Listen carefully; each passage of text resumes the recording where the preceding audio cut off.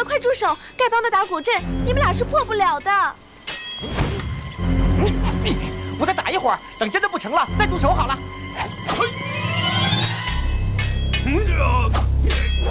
哎呀！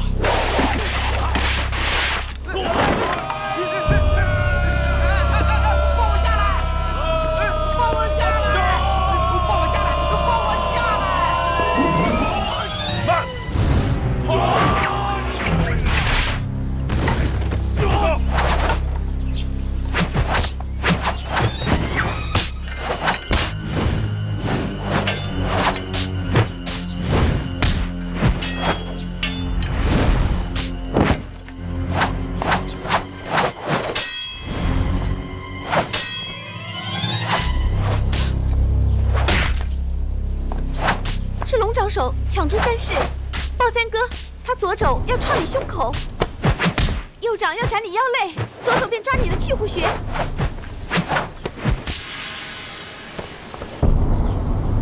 这招叫沛然有雨。好一个沛然有雨！哎呀，王妹妹，你说的不早不迟有什么用啊？你早说片刻，也好让我有个准备啊。他出手太快，我又得想，来不及说呀。咱们今天打输了，丢了咱们燕子屋的脸。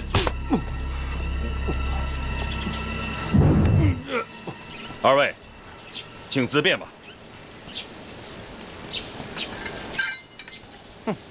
乔帮主啊，我武功是不如你啊，不过我刚才输的不太服气呀。我想再领教领教。好，风爷请赐教。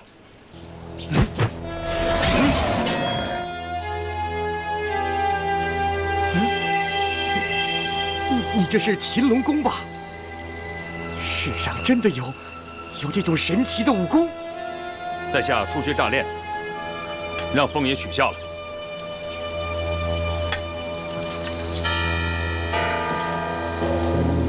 乔帮主客气了，风伯鄂这一辈子都别想打过你了。再会了，走。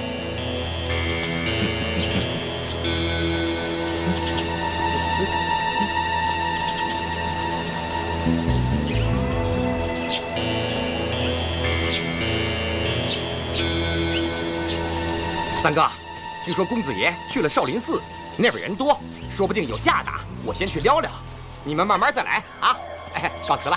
走吧，走吧。技不如人呐，脸上无光，再练10年吧，又输个精光。哎，不打了。马夫帮主的大仇未报，帮主怎能随随便便就放走敌人？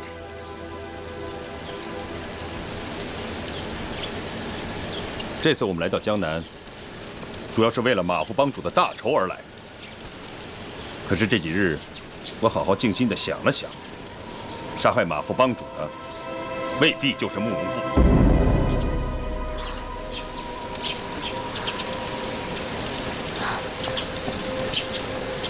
帮主有什么凭据吗？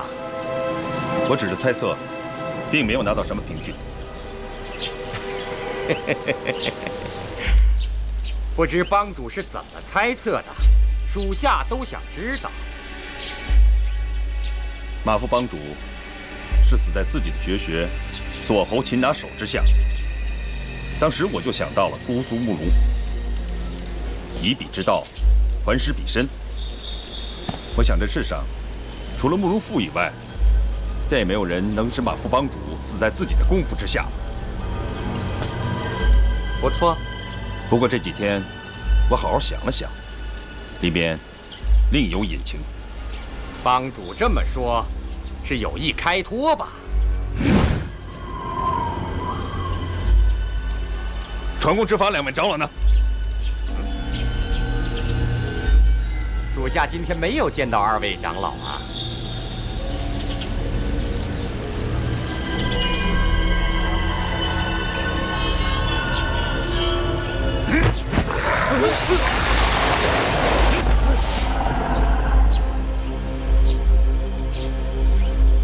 张天祥，你们的舵主怎么没来啊？我不知道。不知道？你是不是已经把他给杀了？没有，白长老他好端端的，他没死，这不关我的事儿，这不是我干的。谁干的？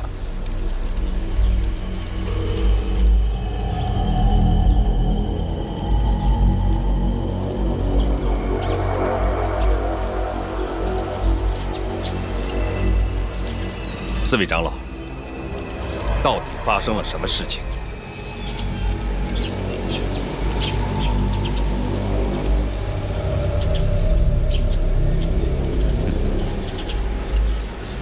三帮自我之下，大家都是讲义气的好兄弟。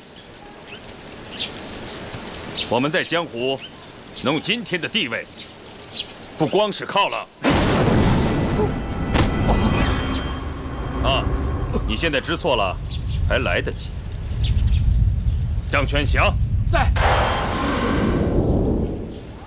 你带人去请执法、传功两位长老，按我的吩咐去做，可以减轻你的罪责。其他个人站在原地，没有我的命令，不准乱动。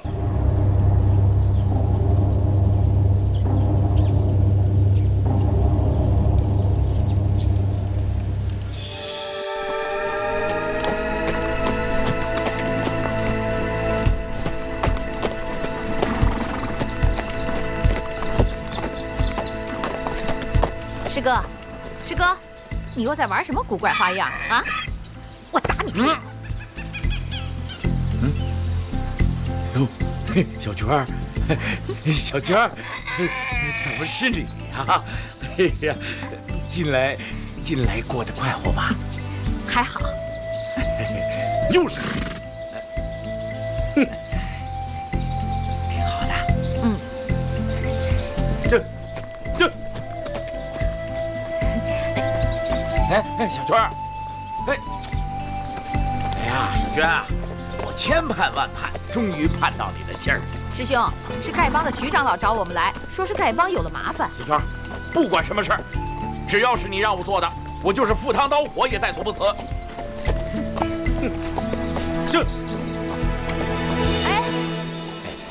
小娟，你知道吗？这几天我做梦啊，又梦见咱俩在一起练功的情景了。你那时候的样子，我一辈子都忘不了。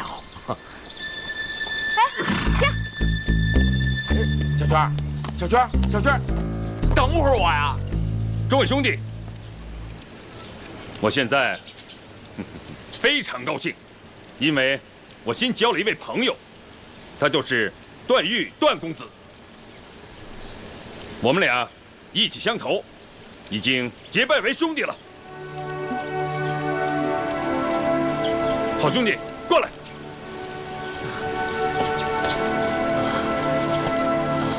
我给你介绍一下我们丐帮中的重要人物——宋长老。宋长老在我们丐帮中可是人人敬重啊！哎，他使得道士铁剪，在驰骋江湖之时，兄弟，你还没有出世呢。久仰，宋长老老当益壮，万生有礼了。哎，西长老是我们丐帮中的外家高手，10多年前，你哥哥常跟他请教武功。西长老与我可是半师半友，情深意重。刚才看到西长老武功果然了得，佩服。惭愧，鬼头大刀吴长老。吴长老。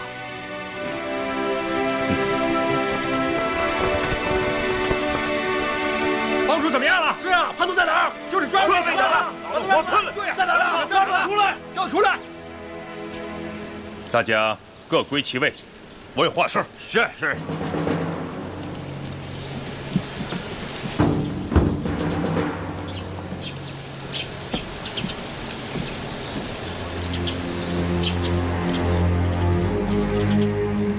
宋西、陈吴4位长老，你们派人把我们关在太湖中的小船之上，到底是什么意思？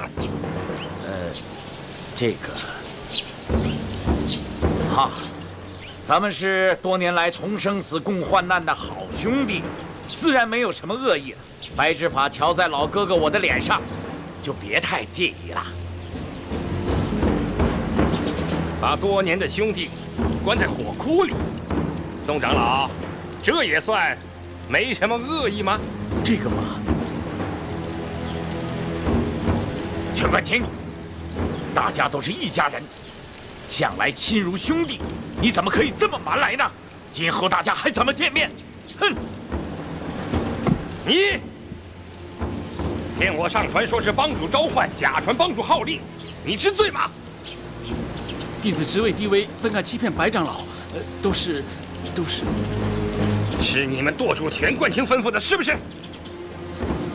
全冠清让你假传帮主号令骗我上船，你知不知道这号令是假的？丐帮弟子个个都是敢作敢为的硬汉，大丈夫有胆子做事，怎么没有胆子承认？对，白长老说的是。我向您传达帮主号令，明知是假的，其中的原因，属下不敢说。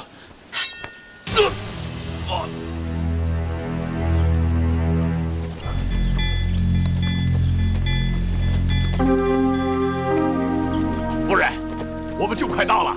知道了，这一路上有劳单大侠了。哪里，李清时丐帮徐长老再三嘱咐，让单某一路上好好照顾夫人。更何况这关系到丐帮的名声和武林的公义，单某自当尽心尽力啊！多谢了。这。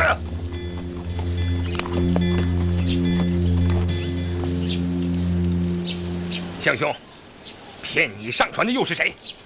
嘿，大丈夫行事，对就是对，错就是错，敢做敢当吧。帮主。我们大伙儿都商量过了，要罢掉你的帮主之位。宋西尘3位长老和我一起，都参加了这件事儿。我们怕传公和执法长老知道了不同意，我们才想法设计把他们囚禁起来。今天你占了上风，我们听任你处置便是。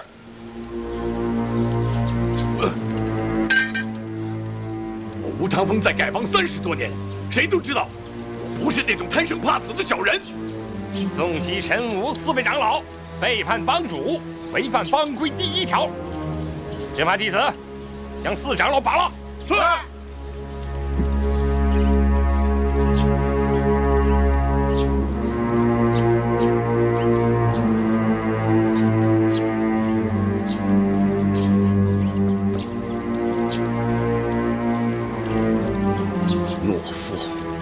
懦夫！群起一战，未必咱们就会输。可是你们，哼，谁都怕乔峰。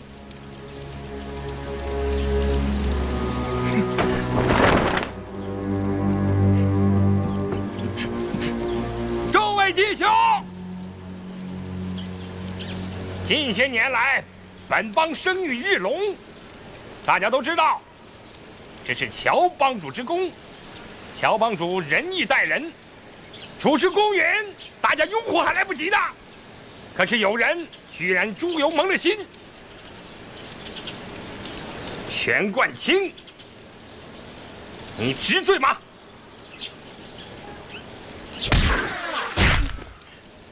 全冠清全舵主，我乔峰到底做了什么对不起众兄弟的事情？请你当面指证，不必害怕，不用顾忌。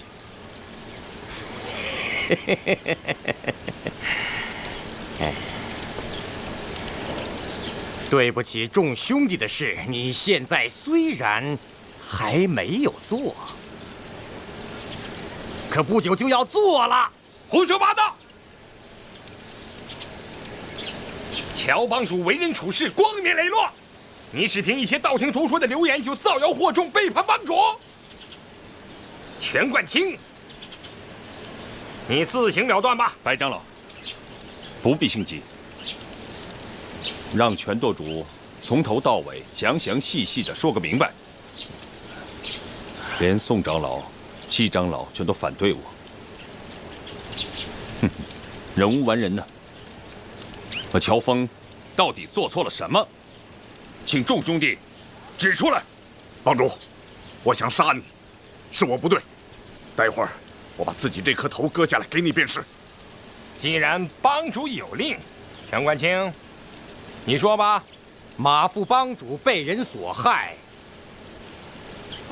我相信是出于乔峰之使。啊！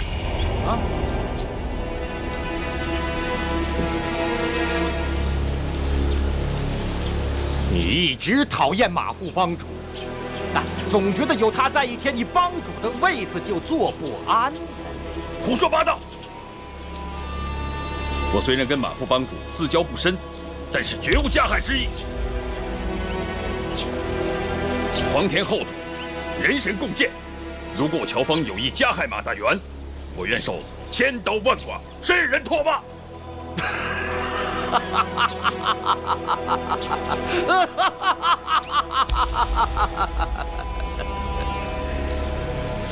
咱们到姑苏来找慕容复报仇，为什么你一而再、再而三的与敌人勾结？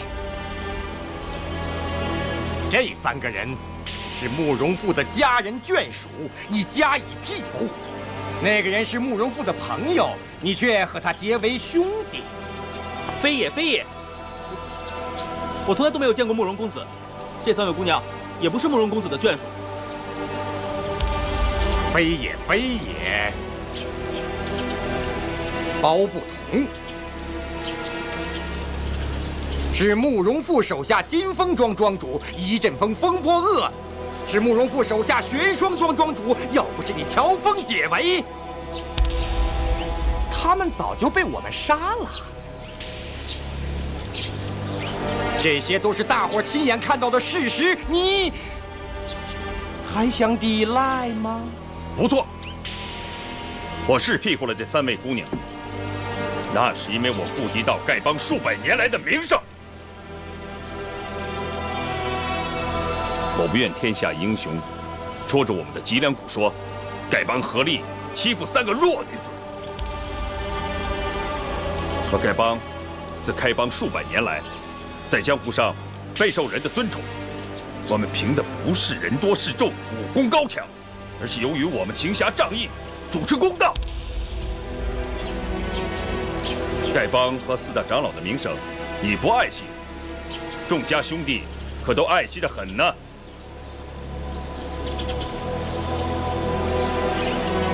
帮主，全冠清这种混账，不必跟他多费口舌，按帮规处死吧。全冠清能够挑唆这么多人谋反，我想肯定还有更重要的原因。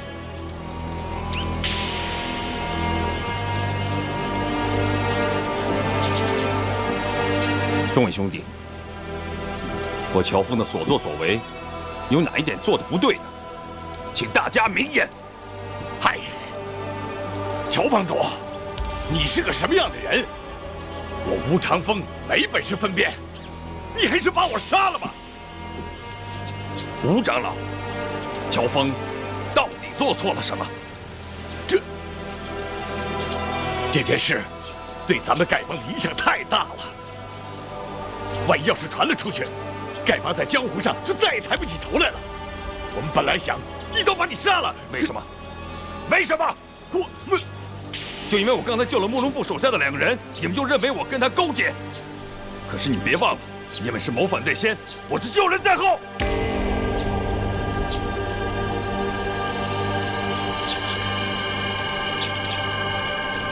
众家兄弟，我在来无锡的路上碰见了一位好汉。哎，你让开！你让开！你先让开！你先让开！你让开！你让开！好，咱们已经耗了1个时辰了，就是再耗2个时辰，我还是不让。你只要不嫌我担的这担饭臭啊，咱们就这么耗着。好，好，你肩上压着粪担，只要你不怕累，嘿，咱们今天就在这儿耗着，嘿嘿。你，去！哎！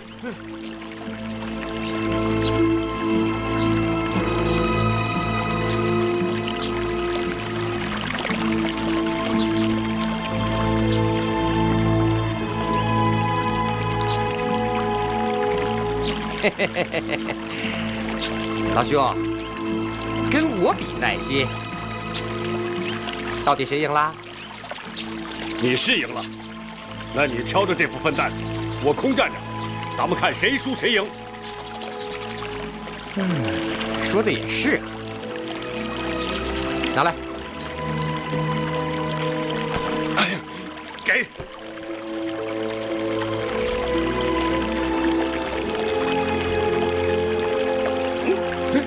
你这是干什么？我就这么拖着，不换手，咱们在这儿耗着。谁要是输了，谁就把这担大粪全喝下去。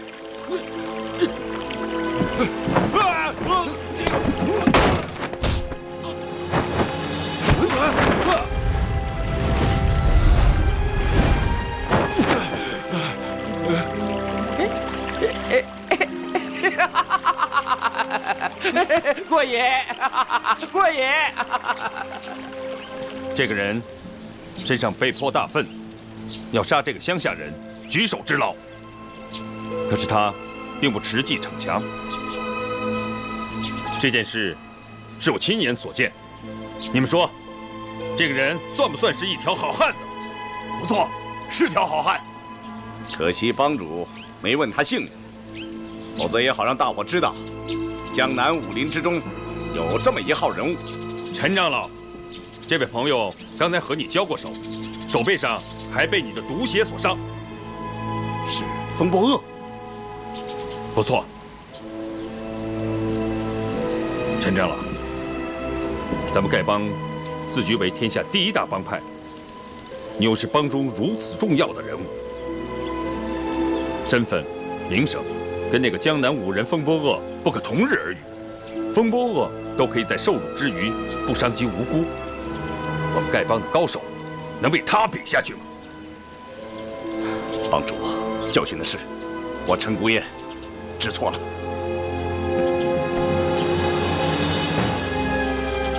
风波恶是非分明，包不同潇洒自如，而这三位姑娘又是温文善良。这些人不是慕容公子的下属，就是他的亲友。物以类聚，人以群分。众家兄弟，咱们自己平心静气的好好想一想，跟慕容公子相处的都是这些人，他自己能是一个大奸大恶、卑鄙无耻之徒吗？帮主说的有理，帮主说的有理，帮主说的有理。帮主，依你之见，杀害马副帮主的肯定不是慕容复了。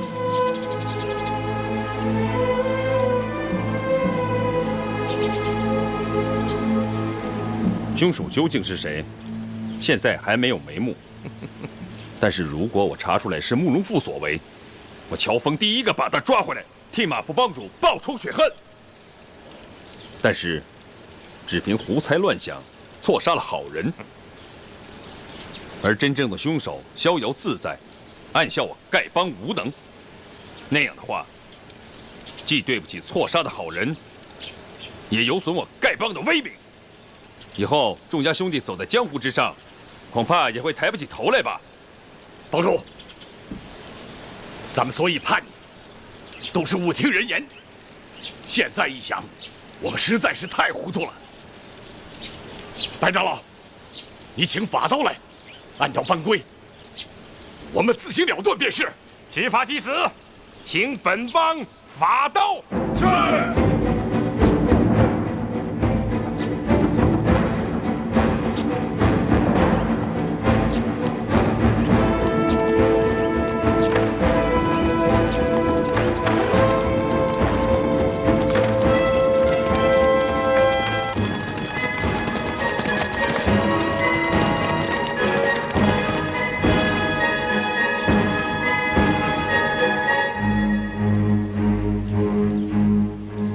宋西、吴尘四位长老，误听人言，图谋叛乱，危害本帮大业，罪当一刀处死。大至分舵舵主全冠清，造谣惑众，鼓动内乱，罪当9刀处死。其余叛乱弟子各领罪责，日后详加查究，分别处罚。帮主，我吴长风对不起你，理当自我了断。只是我死后，希望你能够原谅了吴长风。执法弟子宋邦，且慢。帮主，是因为我罪孽太大，你不允许我自我了断。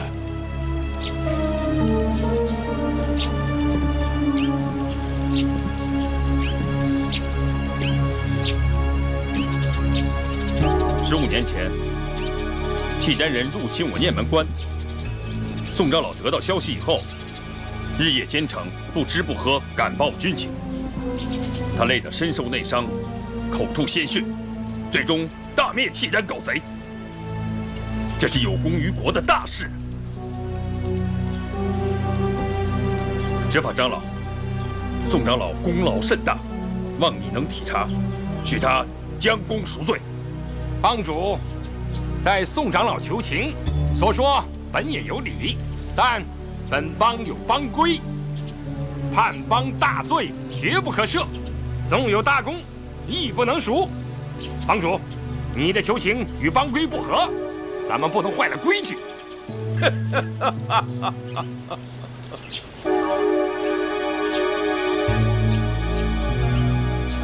执法长老的话，半点也不错。他们既然身居长老之位，哪一个没有一些汗马功劳？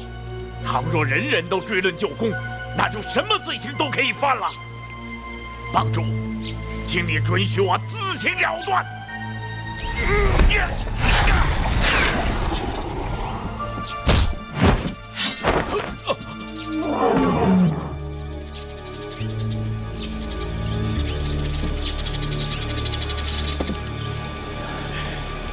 罢了，我原起过杀害你的念头，也是罪有应得。你下手吧。帮主！乔帮主呀！一边。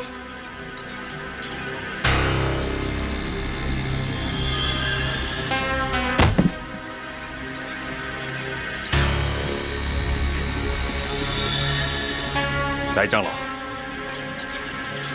帮规中应该有这么一条：本帮弟子犯规，不可轻恕。帮主倘若要愈加宽恕，须流其血，以洗他人之罪孽，是不是？帮规是有这么一条，但帮主，你自流鲜血洗他人之罪，需想想是否值得。只要不违背祖宗的遗法，那就好了。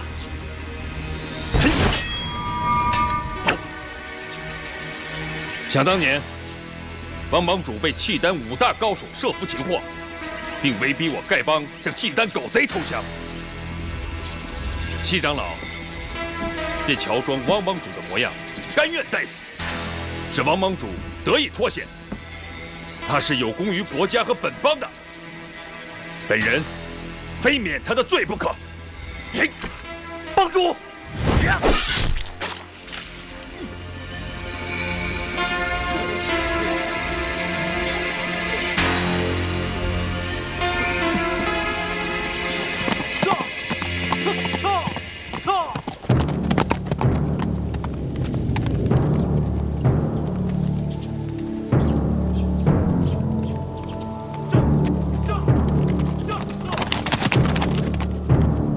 乔帮主，我跟你没什么交情，平时得罪你的地方太多，不敢要你流血赎命。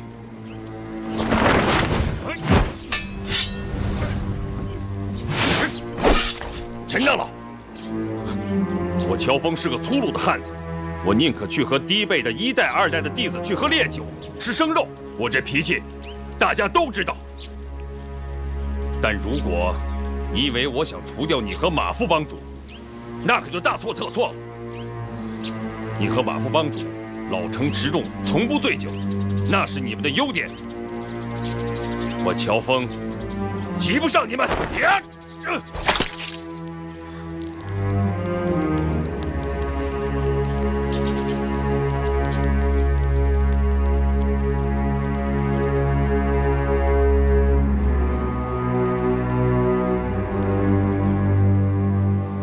前，契丹国大举入侵，但是他们军中的大将接连暴毙，最后无功而返，大宋国免除了一场灾难。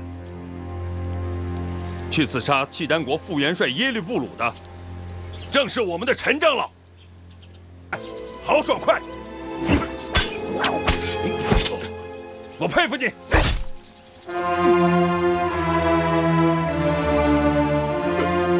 帮主啊，你大仁大义，吴长风这条命，今后就交给你了。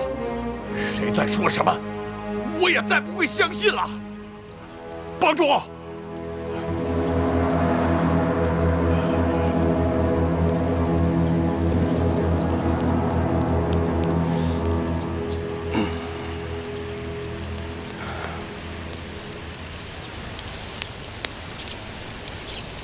全舵主，你还有什么话，请说吧。我所以烦你，是为了大宋的江山，为了丐帮百代的基业。可惜跟我说了你身世真相的人，为事怕死，不敢现身。你干脆一刀把我杀了便是。我的身世又怎么了？你尽管说来。我这时空口说白话，谁也不相信。你还是一刀把我杀了的好啊！男子汉大丈夫，有话就说，何必吞吞吐吐的？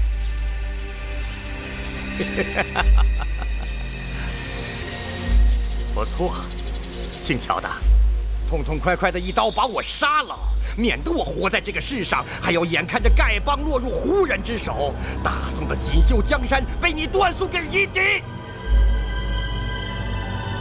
丐帮怎么会落入胡人之手？我又怎么会断送大宋的江山？你给我明明白白的说清楚！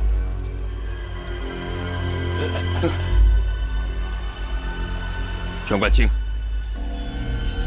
你说你知道我身世的真相，又说此事有关丐帮的安危、江山的设计，可是你始终不愿意把事情的真相说出来。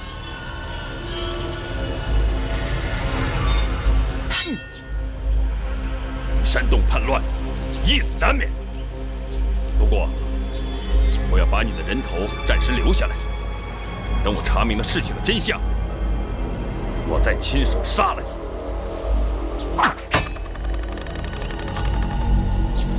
我乔峰要决定杀什么人，亮这个人，他永远逃不出我的手掌心。滚吧！从今以后，丐帮中没有你这号人物。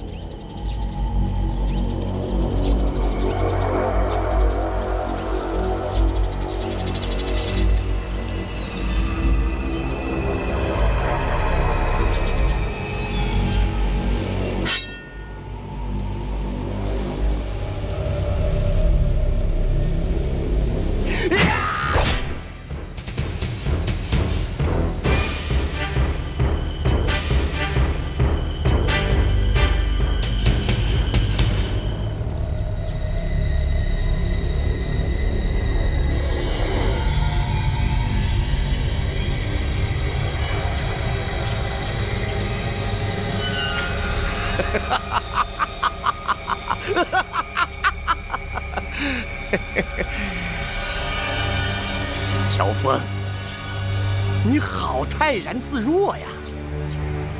难道你自己真的不知？我知道什么？乔峰，你可真会装啊！要不，你怎么会当上丐帮帮主？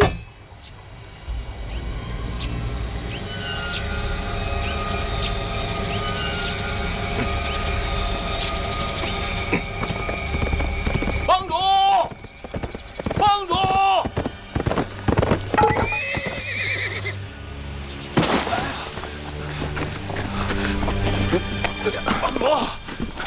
帮主，紧急军情！快来人，马上抬下去救治，一定要给我救活！是。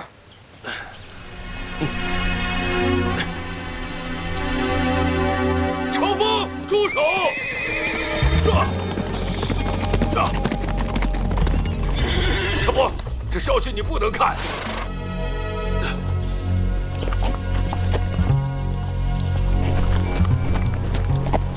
徐长老，什么事把你给惊动了？乔峰拜见徐长老。乔峰，这消息你不能看呐。这，把它给我。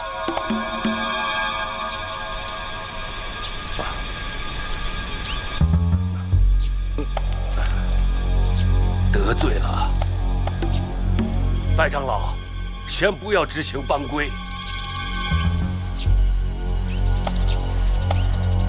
兄弟们，今天我把马大元兄弟的遗孀康敏请来了，他有些事情要跟大伙儿说说。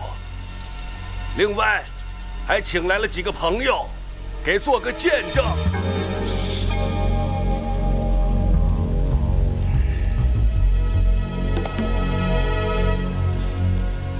如果事关重大，大伙可以等一等。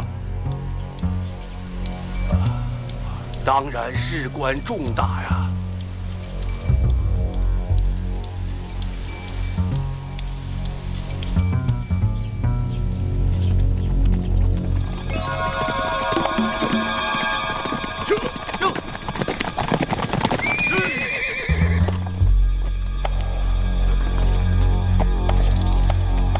哟，泰山五雄也来了。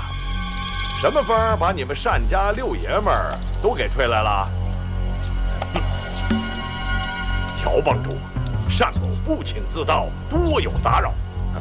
乔峰不知道单老前辈前来，有失远迎，还请恕罪啊。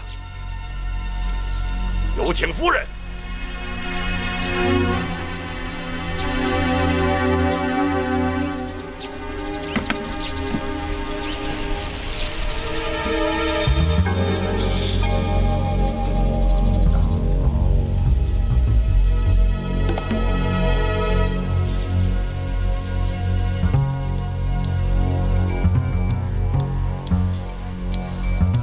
魏王人，马门康氏，拜见帮主。大嫂不必多礼。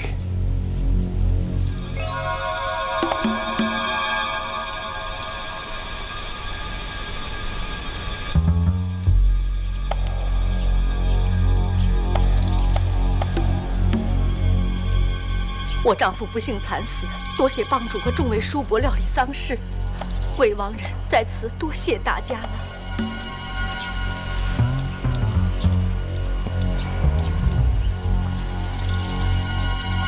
乔帮主，乔帮主，乔峰有礼了。乔帮主，你这身上插几把刀干什么？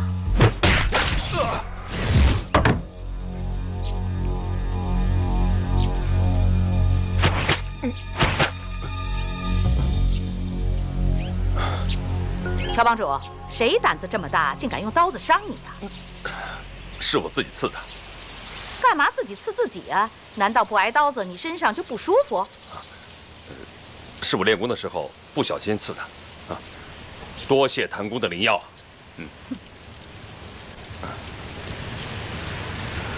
泰山的单氏父子，太行山的谭氏夫妇，以及赵钱孙先生，今天亲临本帮，毕帮是十分的感谢呀。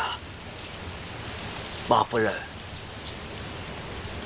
你还是从头说吧。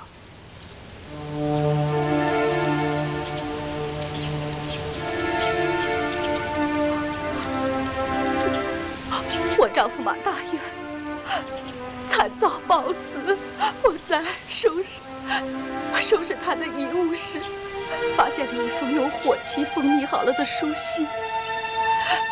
信皮上写着：如果我丈夫死于非命，要我把这封信交给丐帮诸位长老共同查阅。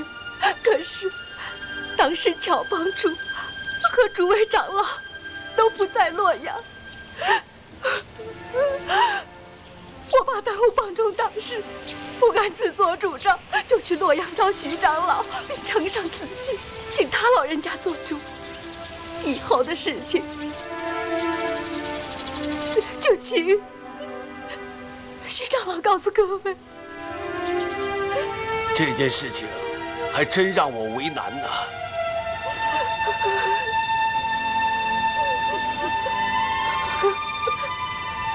你们看，这就是马大元兄弟的遗书啊。这信上的字确实是他写的。当时这火期还完好，我接到这封信的时候，怕耽误事，我就把信拆开了。当时单兄也在，由他给我作证啊。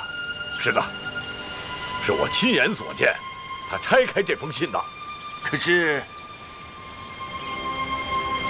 这封信上的字却不是马大元写的，实际上这是另外一个人写给本帮汪帮主的。我和单正兄看信看到信尾署名的时候，我就感到特别的意外呀。单老兄，这可就是你的不对了，这是人家丐帮的书信，你怎么能偷着看呢？我只见到信尾的署名，没看信的内容。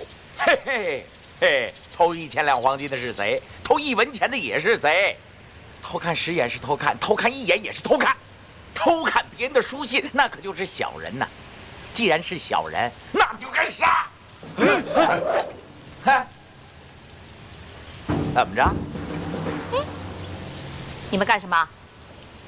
我师哥说的话就没错过。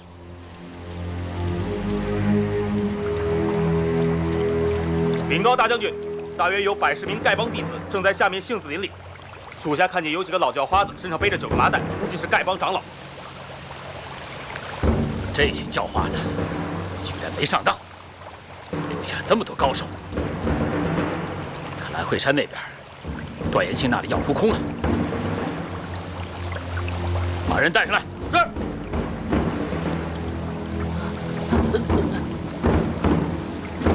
老实告诉我，这片树林里边，你们丐帮到底有多少人？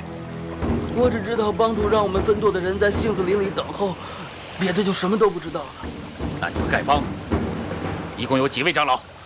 一共6位。是不是他们全都到这儿来了？我真的不知道，帮中长老的行踪只有7代以上的弟子才知道。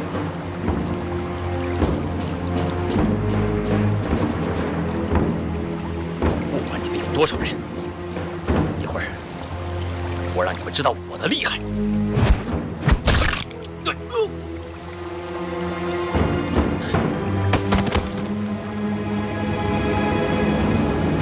写这封信的到底是谁？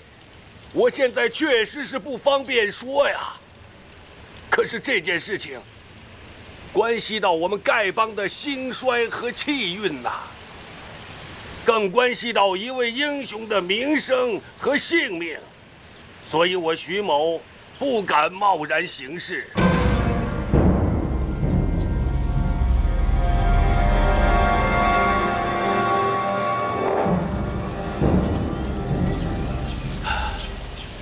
后来我得知，写这封信的人和太行山的谭公谭婆交情莫逆，我就前去向他们请教。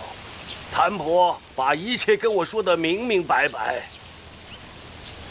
可是这件事情，我实在是不想说呀。谭婆后来告诉我，她有一位师兄，曾亲身经历过这件事情。他就是赵钱孙兄弟。你不守妇道！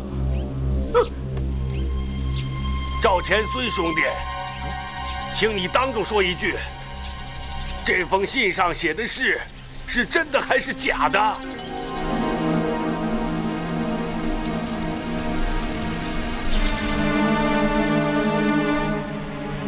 谭婆，还是你让他说吧。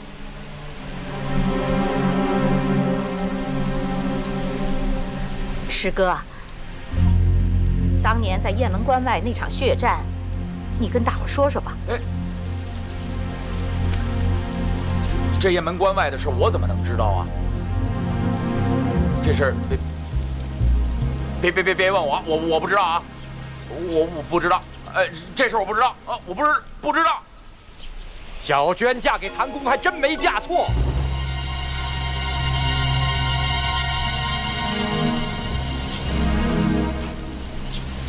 谁说的？谁说的？站出来！我说的。要不然你干嘛一见着谭公就逃跑呢？谁他娘的逃了？啊！这个唐公，除了挨打不还手之外，他哪点比我强？你说说看。阿弥陀佛，能挨打不还手，这才是天下最难练的武功啊！哎呀，天台山的智光大师到了。哎呀，30年不见，大师依然这样健朗啊！武功不如对方，挨打不还手已经是挺难的了。如果武功胜过对方，还能挨打不还手，更是难上加难呐。是这个道理啊！大师啊，您路上辛苦了。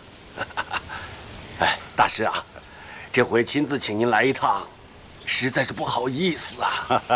有徐长老和单判官的面子，老衲哪敢不来呀？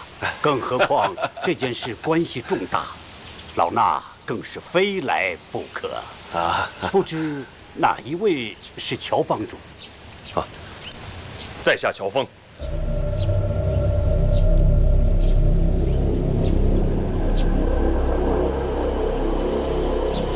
当年雁门关外的大战，智光大和尚也有份儿，还是您来说吧。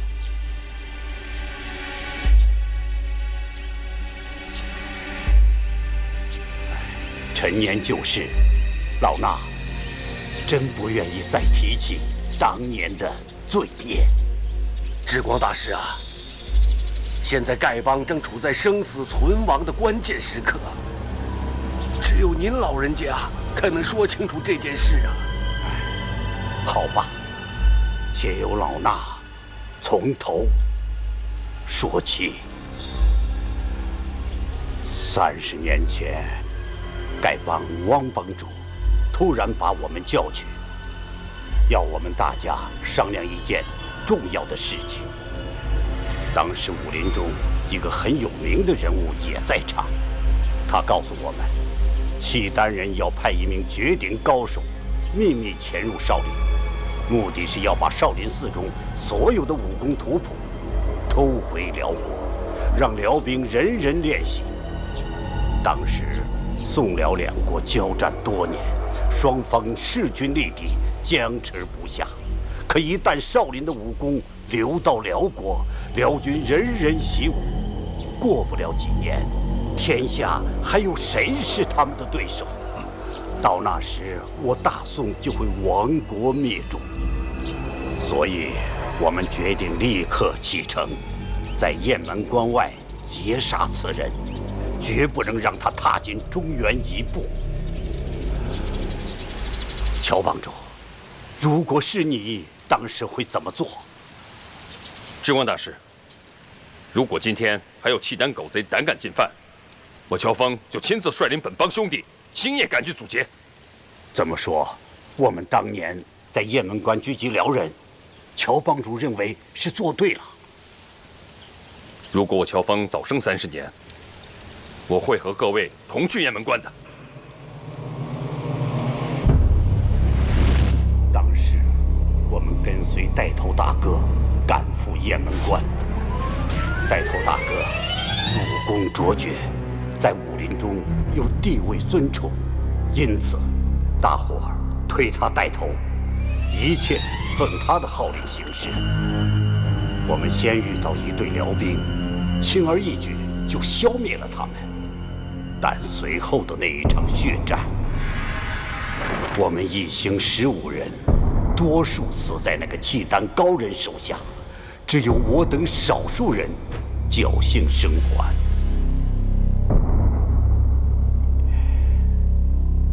我们实在不忍心加害那个孩子，就将他留了下来，并踏下石壁上的字迹，清理了现场。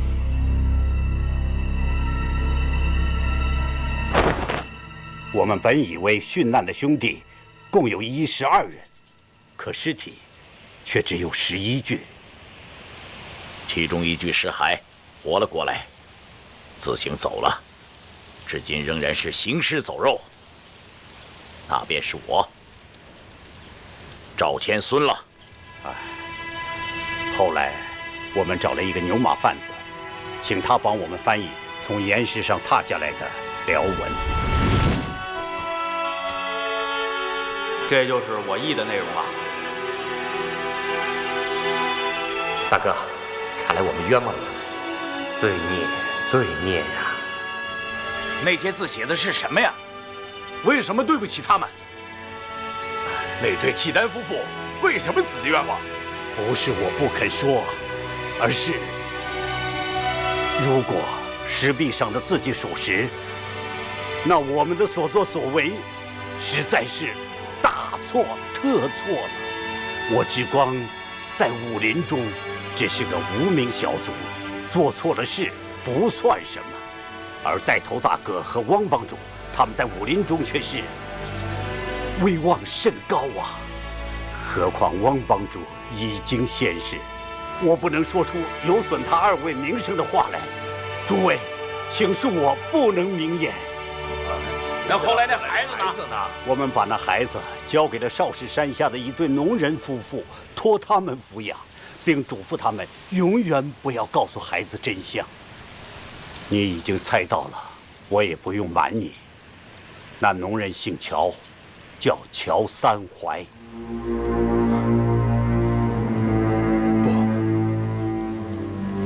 包你胡说八道！你们为什么编造出这些谎言来污蔑我？我是堂堂的汉人，不是辽狗。三槐公是我的前妻，你在胡说八道！住手！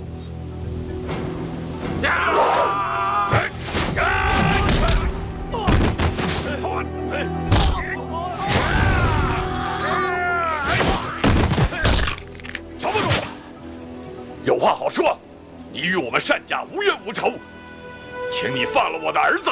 乔帮主，智光大师在江湖上可是受敬仰的，你千万不能伤害他呀！不错，我跟你们单家无冤无仇。智光大师的为人，我也很敬仰。你们要夺走我的帮主之位，乔峰根本就不稀罕。但是你们为什么要编出这些谎言来污蔑我？我乔峰到底做错了什么？你们非要置我于死地啊！可笑啊，可笑！汉人不一定就高人一等，契丹人也不是猪狗不如。明明是契丹人，却硬要冒充是汉人，连自己的祖宗都不认了，你还配成什么男子汉大丈夫？还敢说我是契丹人？我只知道那个契丹武士的容貌身材跟你一模一样。哼！这一仗吓得我赵钱孙魂飞魄散，心肝俱裂。就再隔100年，我也记得。智光大师抱走那契丹婴儿，也是我亲眼所见。我赵钱孙行尸走肉，这世上我只关心小娟一人，再不关心别的什么事。哎，你做不做丐帮帮主，关我屁事啊！我也犯不着诬陷你呀，乔帮主。我赵钱孙的武功是比不过你，难道我不会自杀吗？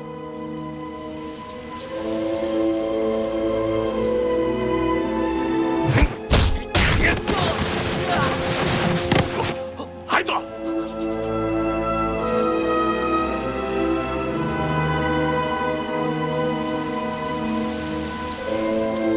后来怎样？后来的事，你已经知道了。你长到7岁之时，在少室山中砍柴，遇到野狼。一位名叫玄苦的少林高僧将你救了下来，杀死恶狼，给你治伤。至此以后，每天便来传你武功。其实，这位少林僧乃是受了带头大哥的重托，从小教诲你，免得你走入歧途。带头大哥和汪帮主说我们对不起你的父母，要将你培养成一个了不起的英雄。你们到底怎样对不起那个契丹人了？宋辽两国相互仇杀，不是一天两天的事了，有什么对得起对不起的？雁门关外石壁上的刻字至今仍在，将来你仔细去看吧。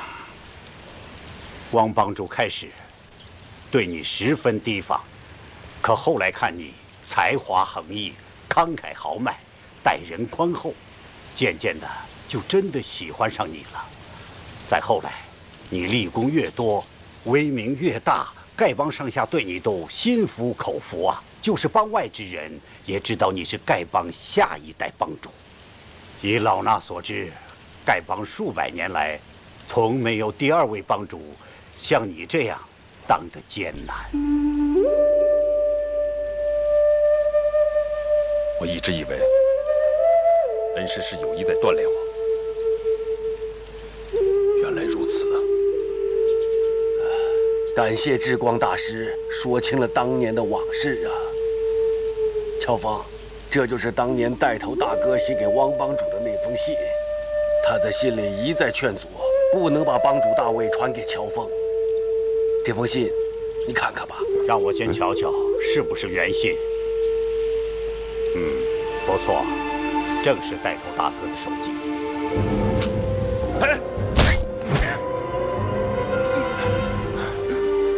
你搞什么鬼？乔峰非我族类，其心必异，其父其母死于我等之手。一旦乔峰知其出身来历，不但丐帮将灭于其手，中原武林也将遭浩劫。当世才略武功能及乔峰者，实无第二。此事牵连过巨，望三思。乔帮主，你现在已经知道了你自己的身世，就一定会报你的杀父之仇。汪帮主已死，这位带头大哥，老衲却绝不能让你知道。一切罪孽，老衲甘愿一身承担。要杀要剐，你尽管下手便是。是真是假？我现在还没弄明白。要杀你，也不急在这一时。不错，我也在内。这账也要算上我一份。什么时候你高兴了，尽管来取我的人头。这就是汪帮主的遗书，他的字你该认识吧？啊，自喻马大元副帮主及丐帮主长老。乔峰若有亲辽叛汉之迹象，全帮即合力击杀，下毒行刺，均无不可。下手者有功无罪。王建通，亲笔。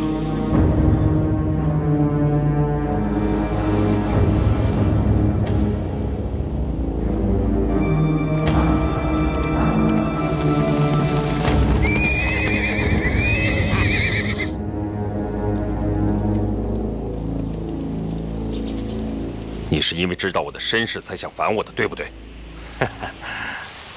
不错。四大长老是听信了你的话才想杀我的，对不对？可惜他们缩手缩脚，拿不定主意。事到临头，谁也不敢动手。一会儿，所有的人到树林周围埋伏。一听到我的暗号，就向里面放飞速清风。记住了，一定要看好风向。说是。